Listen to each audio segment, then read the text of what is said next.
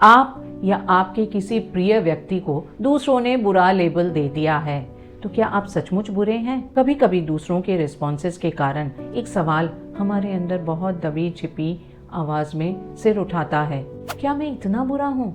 आपको लोगों ने बुरा लेबल दे दिया है, जानते हैं कि आप सचमुच बुरे हैं या इसका जिम्मेदार कोई और है? Stay tuned. आप बुरे नहीं होते, आप इन्फ्लुएंस हुए होते हैं। चलिए कुछ बिहेवियर्स को क्वेश्चन करें जो आपको बुरे होने का लेबल दे रहे हैं। कई बार कुछ एक्सपीरियंसेस हम पर इतनी गहरी छाप छोड़ जाते हैं, ऐसा लगता है कि हम नहीं, हमारे इन्फ्लुएंसेस हमारी ज़िंदगी को चला रहे हैं। और अगर वो बुरे इन्फ्लुएंसेस हों तो हमें पता भी नहीं चलता कि हमारा व्यवहार इस तरह का हो गया है कि लोगों को हम बुरे नज़र आ रहे हैं।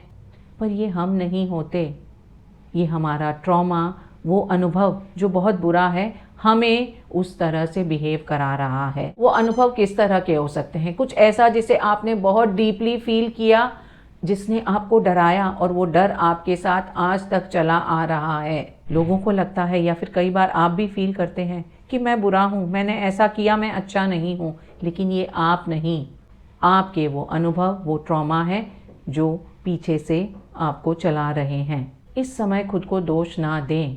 आप एक सर्वाइवर हैं जिसे थोड़े से सपोर्ट, थोड़ी सी अंडरस्टैंडिंग की ज़रूरत है। आइए उन बिहेवियर्स को एक एक करके चेक करें। Looking for science of trouble. हर चीज़ आपको खतरे का अंदेशा ही देती है। आप बहुत नेगेटिव हैं, नेगेटिविटी आपका यूएसपी है। हर चीज़ में आप कुछ खराब देख सकते हैं। आप नेगेटिव थिंकर हैं, यस। किसी काम में जरा से भी अड़चन आए, आप उस काम को छोड़ देते हैं, यस। खुद को दोषी मानते हैं, यस। लोगों को माफ़ करना और बुरी बातों को भूल जाना आपके लिए बहुत कठिन है, यस। इन सारी बातों का जवाब आपने यस में दिया है। खुद को दोषी ना माने।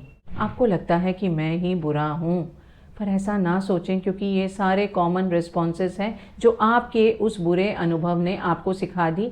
इससे आपको छोटी छोटी बातों से भी खतरे का एहसास होता है। जिसके घर पर डकैती हुई हो, वो बार बार चेक करेगा कि उसने खिड़कियां दरवाजे अच्छे से बंद किए या नहीं किए, सब कुछ लॉक हुआ या नहीं हुआ। It is a common response. आपके लिए आशावादी होना कठिन है क्योंकि आपको एक्सपीरियंस ने सिखाया।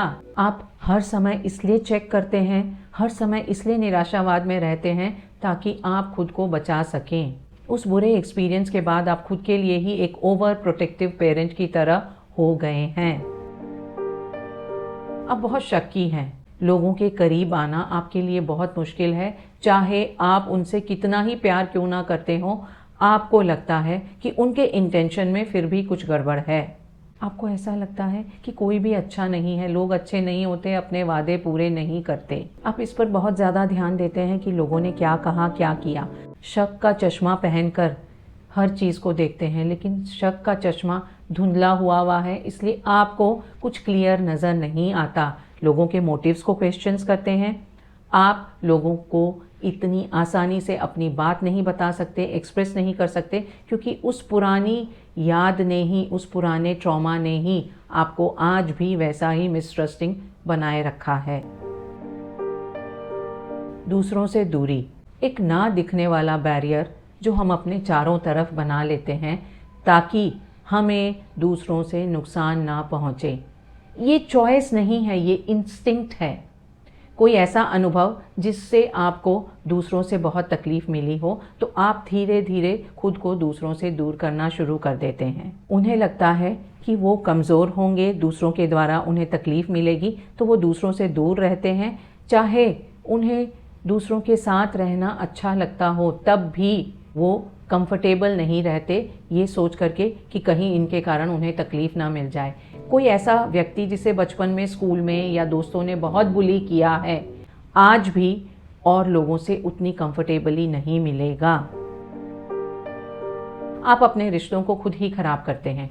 या तो आप उन्हें छोड़ देते हैं, उन्हें खुद ही तकलीफ पहुंचा देते हैं, या इस तरह का व्यवहार करेंगे कि वो आपको छोड़कर चले जाएं। दूसरों से घनिष्ठता आपको बहुत डरावनी लगती है, आपको इससे खतरा महसूस होता है और आप बस भाग जाना चाहते हैं। किसी भी रिलेशन में आप कमिटमेंट नहीं देते, आपको लगता है इससे जितना दूर रहें अच्छा है।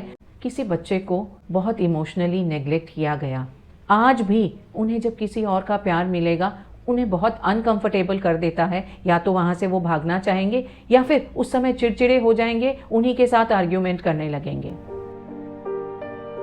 इमोशनल कंट्रोल नहीं है। आपको डर लगता है, गिल्टी फील करते हैं, ऐसा लगता है आपके साथ अन्याय हुआ है, अब्यूज़ हुआ है, वायलेशन हुआ है, आप कंफ्यूज्ड हैं, होपलेसनेस फील करते हैं। ये सारे लैक ऑफ इमोशनल कंट्रोल के कारण हैं। आप इन सारी फीलिंग्स से अवेयर हैं, इन्हें छुपाना चाहते हैं। जब इन्हें छुपाने की चेष्टा करते हैं आप बॉटल नेक्स क्रिएट करते हैं और उसके बाद आप गलत जगह पर गलत तरीक़ों से खुद को एक्सप्रेस करते हैं। जब और गलती करते हैं आप चिढ़ जाते हैं। अपने सारे काम आप गुस्से में कर रहे होते हैं। जो काम आप दूसरों को सिखा कर सकते हैं उसे आप डोमिनेट करके, फोर्स करके करवाएंगे या फिर खुद ही गुस्से में करेंगे। ऐसा नहीं कि हमें कोई बुरी फीलिंग्स नहीं आएंगी, कोई नेगेटिव फीलिंग्स नहीं आएंगी, लेकिन उन्हें हम अच्छे से प्रोसेस नहीं कर सकते और उनके रिएक्शंस हम गलत जगहों पर गलत लोगों को दिखाते हैं। Unhealthy coping mechanisms. अगर किसी को कोई चोट लगी है, बड़ी चोट है, लेकिन आसपास कुछ भी नहीं मिल रहा, उस समय वो क्या करेंगे? अगर एक बैंडेड भी मिलेगी, उस बैंडेड से चोट का इलाज करना चाहेंगे। जिनके साथ कुछ बुरे अनुभव हुए हैं वो कोपिंग मैकेनिज्म्स डेवलप करते हैं, ऐसी मैकेनिज्म्स जो उनके लिए फ़ायदे में नहीं है। वो सब्सटेंस अब्यूज़ हो सकता है या फिर बुरी आदतें हो सकती है, कुछ भी ऐसा जो उन्हें उस दर्द से बचाए, क्योंकि इस तरह के बिहेवियर से वो उस समय के लिए उस दर्द से बच सकते हैं। नेगेटिविटी, शक करना, लोगों के करीब ना हो पाना, अनहेल्दी कोपिंग मैकेनिज्म्स, अपने रिलेशंस को खुद ही खराब करना या फिर इमोशनल रेगुलेशन ना होना, ये सारी चीज़ें आप में हैं। आपको ऐसा महसूस होता है कि आप बुरे हैं या फिर दूसरे लोग आपको बुरा कह देते हैं इस स्वभाव के कारण।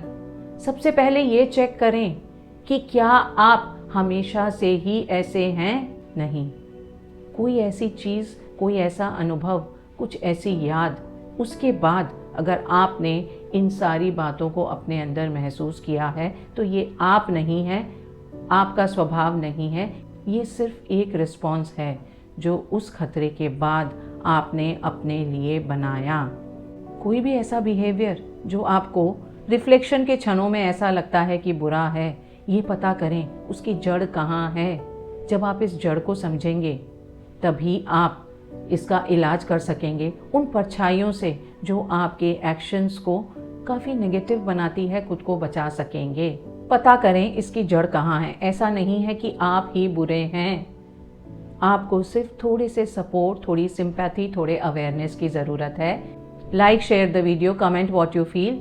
See you in my next one. It's Varsha saying bye bye for now.